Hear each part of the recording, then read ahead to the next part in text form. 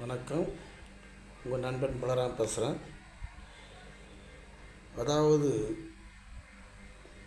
இந்த பூமியில் பிறந்து 20-25 வயது வரை சுகர் பிபிலாம் வரதே கிடையாது.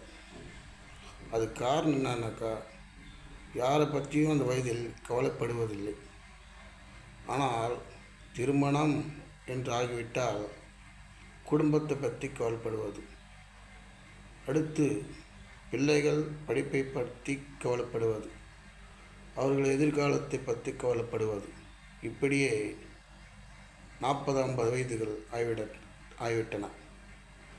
அதுக்கு மேல் நம் வாழ்க்கையை நம் யோசிப்பதில்லை.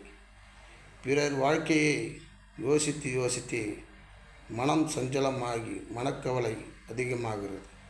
அதனால் மன அமைதியை இழந்து நம் மருத்துவரை அணுகுகின்றோம். அங்கு சென்றால் பிபி, சுகர் என்று சொல்கிறார்கள். இதுக்கெல்லாம் காரணம் நம் முன்னோர்கள் செய்த பாவ புண்ணியம் கணக்கில் நம் பிறப்பு வாழ்க்கை அமைகிறது. நம் செய்த பாவ புண்ணியம் இல்லை, அதனால் நம் பிள்ளைகள் வாழ்க்கை அமைகிறது. இதுக்கு உதாரணம், சிவபக்தன் ஒருவர் தன் மனைவி பிரசவத்தால் அவதிப்படுகிறார். அப்போது அந்த சிவன் பக்தன் வாசல் திண்ணையில் உட்கார்ந்து இருக்கின்றார். அப்போது காலதேவன் அவ்வழியாக பிரசவம் ஆகும் அந்த முனிவர் மனைவிக்கு விதி எழுத உள் செல்கின்றார்.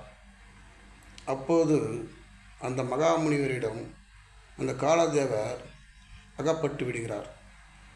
நில், நீ யார் என்று முனிவர் சிவபக்தன் கேட்க, நான் யார் கண்ணுக்கும் தெரியாது, உங்கள் கண்ணுக்கு மட்டும் எப்படி தெரிந்தேன் என்று காலதேவன் அவ்முனிவரிடம் சொல்கின்றார். நீ யார் என்று சொல்லாமல் நான் உள்ள விடப் போவதில்லை, சொன்னால்தான் நான் உள்ள விடுவேன் என்று சிவபக்தர் முனிவர் சொல்கிறார். இது தெய்வ ரகசியம், இது யாரிடம் சொல்லக்கூடாது என்று காலதேவன் சொல்ல, முனிவரோ அதை மறுக்கிறார். அப்போதுதான் அந்த சிவபக்தருடைய மனைவி பிரசவமாக போகிறது. அப்போது அந்த காலதேவர், உங்களுக்கு ஒரு பிள்ளை, ஒரு பெண் பிறக்கப் போகிறார்கள், அவருடைய வாழ்க்கை எதிர்காலம் எப்படி இருக்கும் என்று நீங்கள் சொல்லுங்கள் என்று முனிவர் காலதேவனிடம் கேட்கிறார்.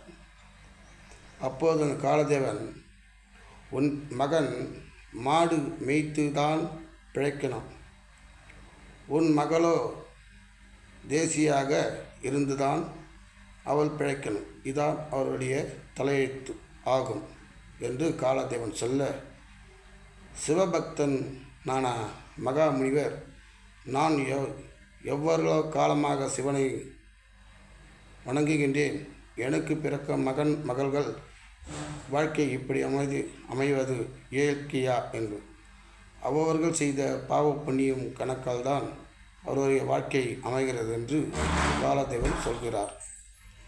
இதனால் நம் அடுத்தவரை யோசிப்பதை விட நாம் வாழ்வது எப்படி என்று யோசனை செய்தால் பிபி, சுகரெல்லாம் வராமல் கொஞ்ச காலம் நம்ம தள்ளலாம் என்று என்னோட கருத்தாகும். நன்றி, வணக்கம்.